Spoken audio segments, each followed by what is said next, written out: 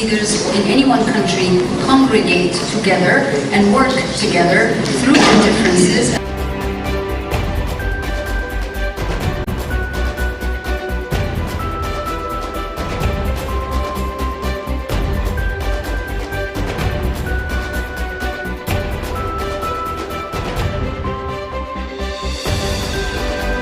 On 11th of May, on the platform of Allatra International Public Movement, a big online conference took place where thousands of people from more than 100 countries in the world gathered together to discuss urgent problems in the society.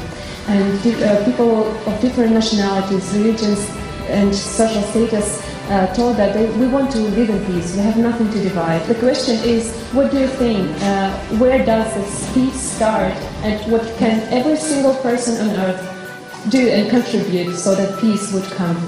We are focusing on inclusive society, trying to build trust across ethnic and religious and social divides. Peace is both a relational issue on the personal level.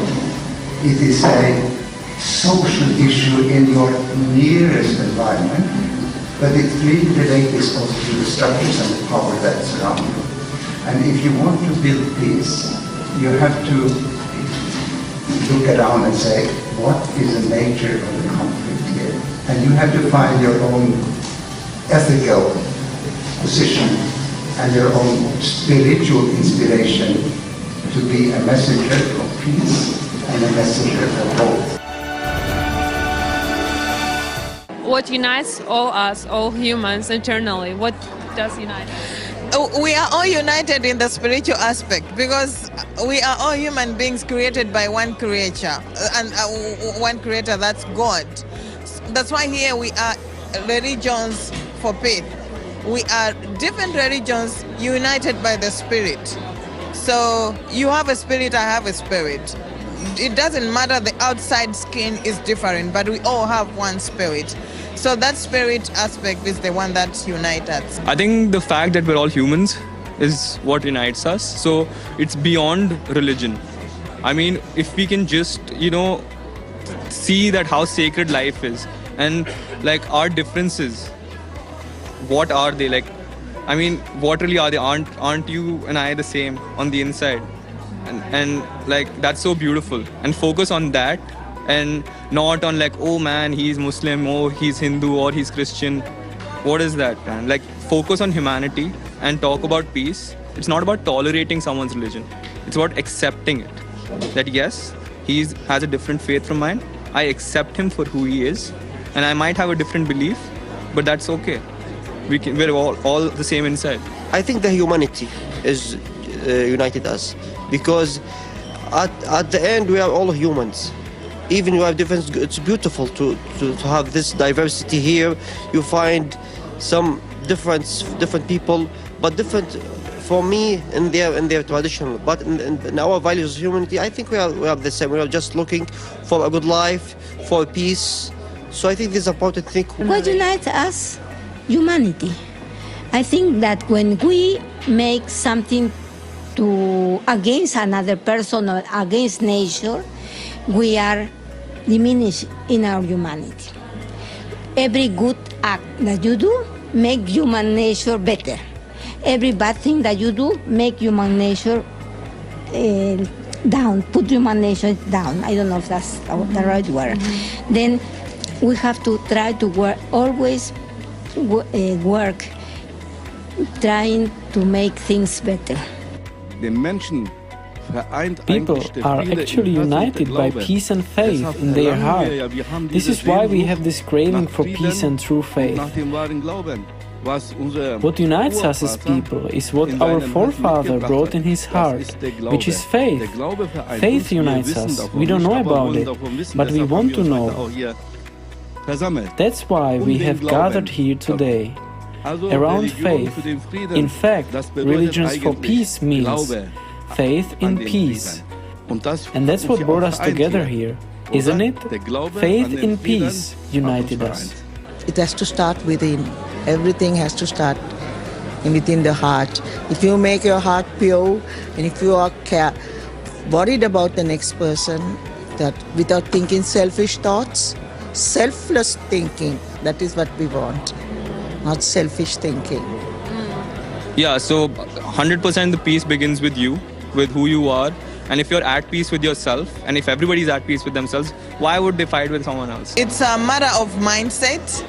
It's a matter of internalizing the issue of peace in each one of us. I should value my friend as a human being, and they should also value me as a human being. There should not be something like discrimination, racism. All those things are a trigger to violence. So if we have that mindset and understanding, tolerance, working together, team spirit, having a vision to where we are going, I believe that will be very possible. I think the peace start from us, from me, from you, from everyone in this hall. We can start the peace. If I just be honest with myself, to agree with you in our life in humanity, and be with you in the same area and same light, I think this we can from here we can start the peace. And even it's the same on the different religious leaders. It starts from them, from their own. If they be honest with themselves, to be agree, will live with each other, I think we can start and distribute peace from here to around the world. You have to look for peace in yourself so that you can give peace to others, no? But also you have to build peace. It's not something that you're going to receive. You have to work for it. And if we want to have peace, we need to have better condition of living for the poor. You cannot just look for yourself. You have to look for the other, especially if the other is suffering, if the other has a need. No? And I think there's this is in the heart, is in the human heart, this possibility of open yourself to the other. And if you make that possible, you're going to be free and you're going to be happy. To have a good intention, to become better, to be more beautiful in character. Muhammad, peace be upon him, said, I have only been sent to perfect good moral character. Like this, if you see something bad in your environment, if possible, remove it with your hand. If you cannot do it, if you don't have such a possibility, then with your tongue make a warning and recommendation. And if you are not allowed to do it either, there is tyranny and you are not allowed to say everything, then do it with your heart, with your prayer. First, peace starts in your heart. If your heart is not at peace, if you are not at peace with yourself, you cannot radiate peace to others. That is the only way we can change the world, by giving love to others, so that as each one of us receives love, then we have more love to give the next person.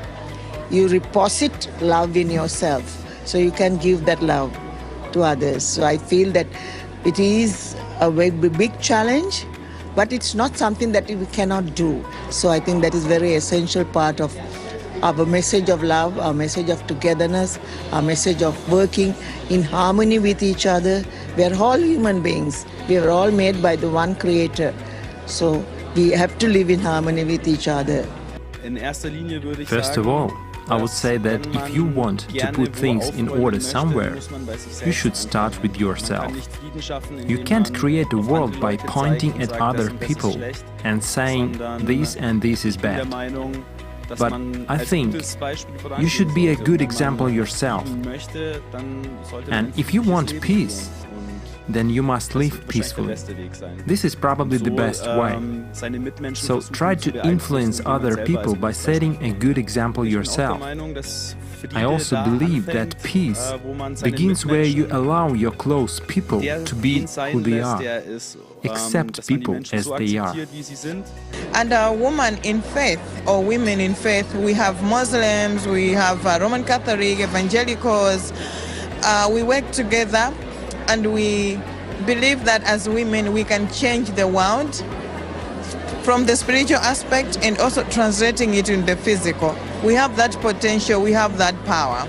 Defining a goal for yourself, and that goal should be peace. Like literally it should be like, well-being, like, because you can compete all you want, but in the end, like, we all are going to, you know, move to the next life, or, you know, go to heaven, or, like, you know, like, literally whatever your belief says. This is just a transient time that you have here on this world. So why is there so much competition? Why is there so much hate? Why isn't there more love, like you said, right? And if there is more love, we can obviously have constructive society. Like, hey man, she's a nice person or he's a nice person. Why can't I give them this opportunity? So I am here because somebody opened a door for me, and the person who opened a door for me, got a door opened by someone else for them. So we believe in giving opportunities to people. Very, very important, because we live in a very selfish society. Yes, you're the first one, the second and the third, and you don't care what's happening to the other. It's not your problem. You have to look for yourself. No, because you cannot be happy if the other is sad. No, and I think it's very important. This idea is in the Christian tradition, is in the indigenous tradition, is in many other religious traditions. No? It's not that you have to be happy, it's that I have to be happy in relation to the others. No? And we have to learn that.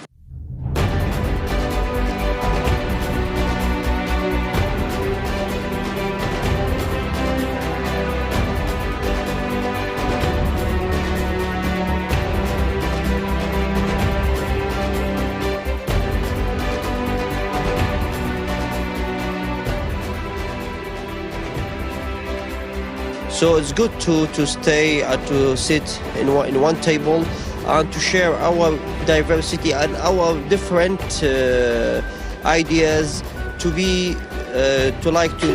create a place just we will make us all live together, to love each other and to love in peace. That's what I call for.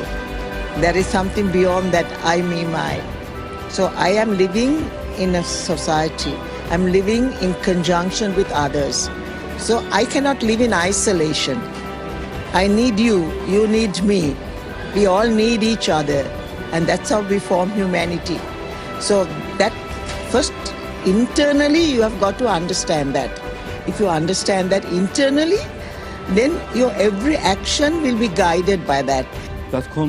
Consumption doesn't make us happy.